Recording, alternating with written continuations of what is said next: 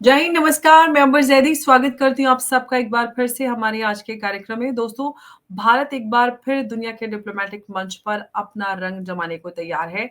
G20 के बाद अब भारत ब्रिक्स जो 2026 है, उसकी भी मेज़बानी करने वाला है और इस बार जो तैयारियाँ हैं, वो जी20 से भी बढ़कर उससे भी बड़े स्केल पर ये तैयारियाँ हो रही हैं और जो हमने जी20 में देखा उससे ज़्यादा भव्य पूरी तैयारियाँ होंगी और 60 शहरों में ये तैयारी की जाएगी और मोदी सरकार ने पूरा ये मास्टर प्लान बना लिया है 60 शहरों को लेकर, जहाँ पर कश्मीर से लेकर कन्याकुमारी तक भारत बोलेगा ब्रिक्स की भाषा और जो ये पतंग महोत्सव से लेकर गोवा कार्निवल तक सब जगह ब्रिक्स का जो जनोत्सव है, वो हमें देखने के लिए मिलेगा। हम इसी चर्चा को आगे बढ़ाएँगे और कई सारे बड़े व सवालों के लिए आज के हम डिस्कशन में शामिल करेंगे, जिसमें कल्चरल सेलिब्रेशन से लेके सॉफ्ट डिप्लोमेसी या जो हम जिसको सॉफ्ट पावर बोलते हैं भारत की, किस तरह से जो मोदी सरकार है, वो ब्रिक्स के ज़रिए दुनिया को भारत की इस ताकत का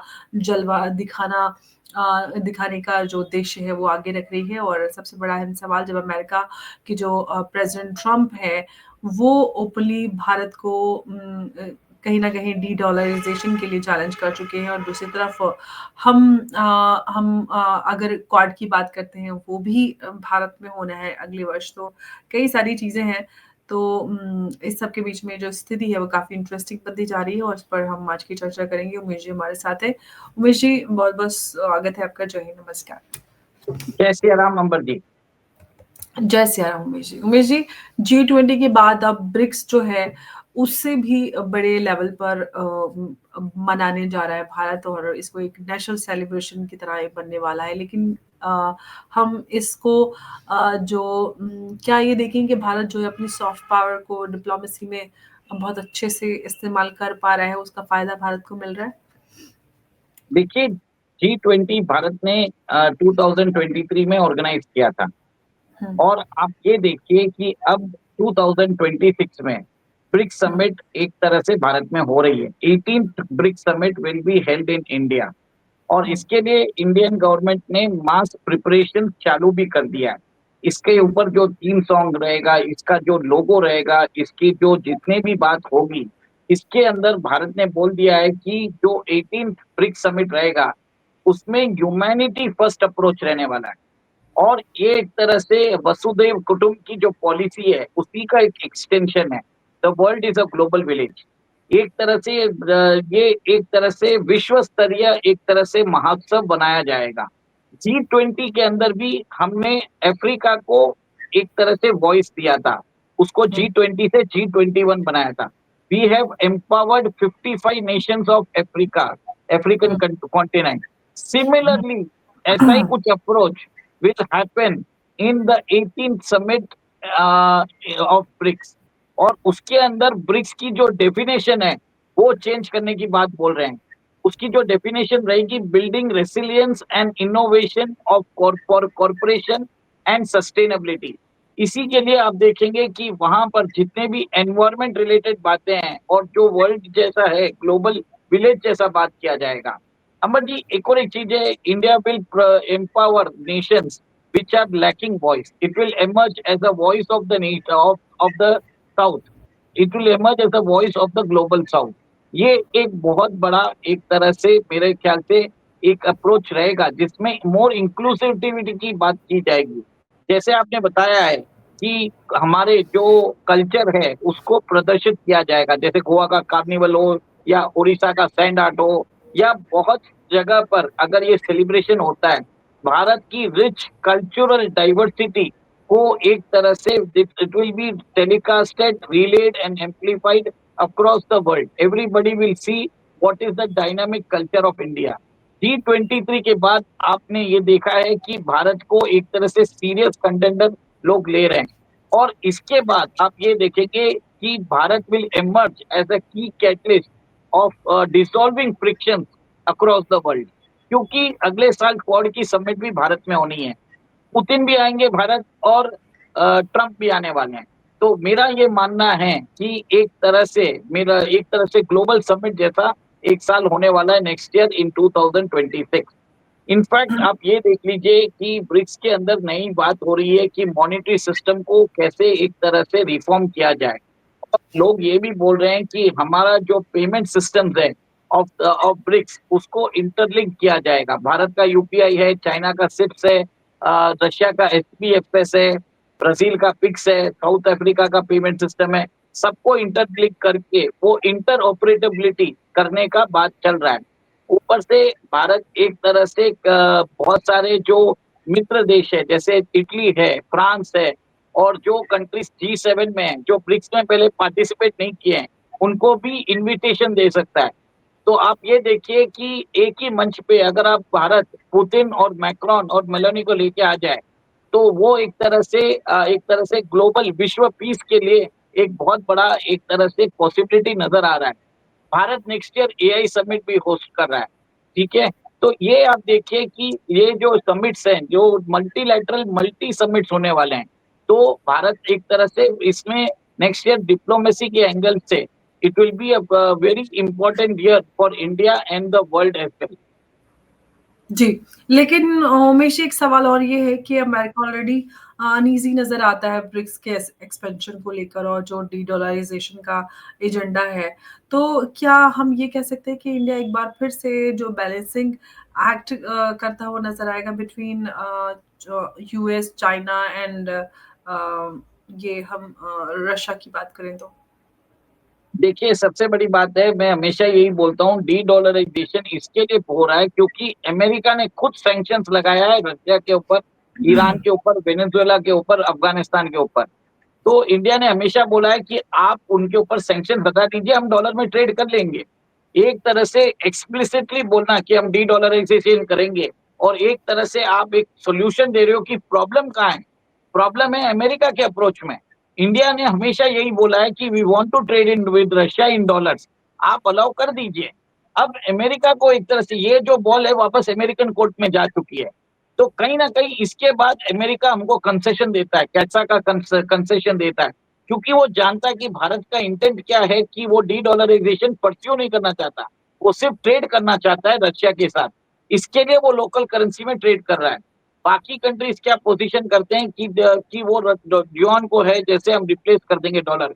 इंडिया बोल रहा है कि हमको कुछ भी नहीं है, हम आपके सामने कुछ भी नहीं है। हम अपना यूरोपी को इंटरनेशनलाइज करना चाहते हैं ताकि हमारी इकोनॉमी को फायदा मिले। तो और हाँ। इकोनॉमी को फायदा मिलेगा तो अमेरिकन इन्वेस्टमेंट्स को भी फायदा है जो इंडिया में रहेंगे क्योंकि अच्छा ग्रोथ होने वाला है। तो ये एक तरह से आप जैसा प्रोजेक्शन करते हो that is very much important. और मेरा ये मानना है कि पेमेंट सिस्टम्स इंटरलिंक होगा क्योंकि एक तरह से आप ये देखिए कि भारत में 2-3 साल से ये ओवरड्यू है। और अभी भी एक सबसे बड़ा प्रॉब्लम ये हो सकता है अगर डोनाल्ड ट्रंप ने बोल दिया कि आपको नहीं करना है, तो शायद इंडिया इसको परस्यू भी ना करे।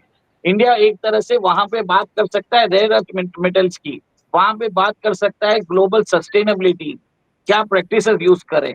तो वी डू नॉट नो, अभी तक हमें पूरा चीजें नहीं मालूम है। और एक चीज है कि भारत ऐसा कोई भी काम नहीं करेगा जिस will be pro China. It will do work which is going to be benefit of Bharat. और अगर इंडिया को बेनिफिट होता है और अमेरिका समझता है कि वो भारत को कंसेशन देता है, तो अमेरिका को भी फायदा होगा। India can actually stall dollarisation, de dollarisation. आप ये देखिए, इंडिया बोलेगा हमको करना ही नहीं है। डी ब्रिक्स की कॉमन करेंसी क्यों नहीं बनी है? 2024 के कजान समिट में रशिया ने स्पेसिमेन निकाल दिया था, पर अभी तक नहीं बना है क्योंकि इंडिया ने परस्यू नहीं किया है। और इंडिया ने ये भी रशिया को समझा दिया है कि अगर ब्रिक्स की करेंसी आती है, उसमें सबसे स्ट्रॉन्गेस्ट करेंसी रहेगी, उसमें स्ट्रॉन्गेस्ट शेयर रहेगा चाइना का। और आप और हम दोनों मिलकर चाइना को अभी एक तरह से काउंटर नहीं कर सकते। तो स्ट्रेटेजिकली एक तरह से बात की जाएगी, सिग्नल दिया जाएगा।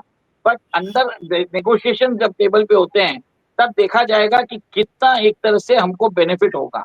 अगर इंडिया और रशिया और बाकी 2 कंट्रीज को लगेगा कि उनको सब्सटेंशियल बेनिफिट है, तभी ब्रिक्स के अंदर इंटर ऑपरेटेबिलिटी ऑफ पेमेंट सिस्टम्स और ब्रिक्स करेंसी की बात होगी।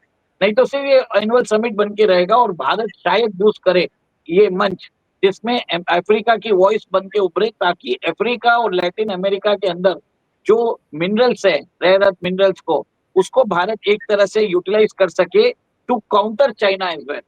This is the type of relation the West will look with India.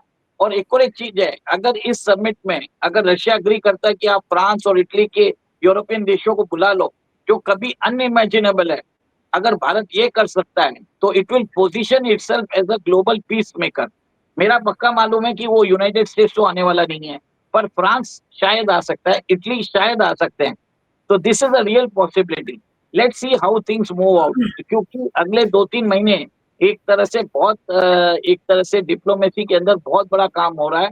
मेरे ख्याल से behind the scenes we are seeing कि हम फ्री ट्रेड एग्रीमेंट भी साइन कर रहे हैं, यूके के साथ साइन कर दिया। ईयू की जो उर्सुला वॉन डर लेyen है, वो भारत आने वाली है as a Independence Day chief guest. तो कहीं ना कहीं आप ये देखिए कि भारत ने एक तरह से सारे जो ट्रेडिंग ब्लॉक्स है, सारे जो मल्टीनेशनल ब्लॉक्स है, उनके साथ अच्छे रिश्ते कर रहा है, ताकि एक तरह से वर्ल्ड के अंदर ग्लोबल पीस मेकर बन सके और uninterrupted flow of trade, investment, capital and people हो सके। This is very much important. कोई भी कंट्री वो नहीं कर रहा है, भारत को पिच इन करेगा। जी। उमेश जी, 60 शहर और थाउजेंड्स ऑफ इवेंट्स, इतना बड़ा आयोजन सिर्फ क्या ये सॉफ्ट पावर को डिस्प्ले करने के लिए है, या फिर हम ये कहें कि भारत ओपनली इस बात को डिक्लेयर कर रहा है कि हम ग्लोबल साउथ के असली लीडर हैं? देखिए, 60 शहर भारत के डाइवर्स कल्चर को बताया जाएगा, भारत की हुँ, डाइवर्सिटी को बताया जाएगा, भारत के ट्रेडिशंस उसको बताया जाएगा। ऊपर से मैं ये भी बता देता हूँ, भारत का स्पेस पावर उसको भी बताया जाएगा। इनफैक्ट आप ये भी देखिए कि हमारा जो डिजिटल पब्लिक इंफ्रास्ट्रक्चर है, हमारा यूपीआई है, हमारा जितने भी हमारा डिजिटल स्टैक्स है, उसकी प्रदर्शनी होगी। इनफैक्ट आप ये भी देखेंगे कि भारत के निर्मित जितने भी टेक्नोलॉजिकल डेवलपमेंट्स है, मिलिट्री डील्स होने वाली है, ट्रेड नेगोशिएशंस होंगे, बायलैटरल लॉजिस्टिक डील्स होने वाली है। बहुत कुछ होता है इसके अंदर। सिर्फ आप इतना बड़ा इवेंट होस्ट करते हो, इससे क्या होता है कि आपकी एक स्टैंडिंग बढ़ती है, सेकंड ट्रेड और इन्वेस्टमेंट, और उसके बाद एक तरह से एक पावर प्रोजेक्शन में you become an important force to reckon with. एक और एक चीज आप देखिए, G20 के अंदर we were able to get all the members on board to sign the document, the final vision document. Similarly वैसा ही होने वाला है। और एक और एक चीज आप देखिए, इस बार प्रेसिडेंट शी जिनपिंग और प्रेसिडेंट पुतिन शायद दोनों आ सकते हैं। लास्ट टाइम जब ब्राजील के अंदर हुआ था, उस समय दोनों नहीं आए थे।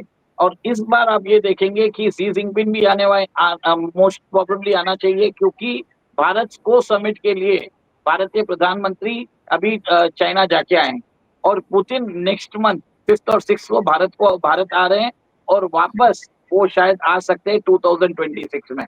तो ये बैक टू बैक विजिट एक तरह से हो सकती है। उसमें भी बात हो सकती है कि यूक्रेन युद्ध को कैसे रोका जाए, उसके अंदर भी बातचीत हो सकती है थ्रू बैक चैनल डिप्लोमेसी।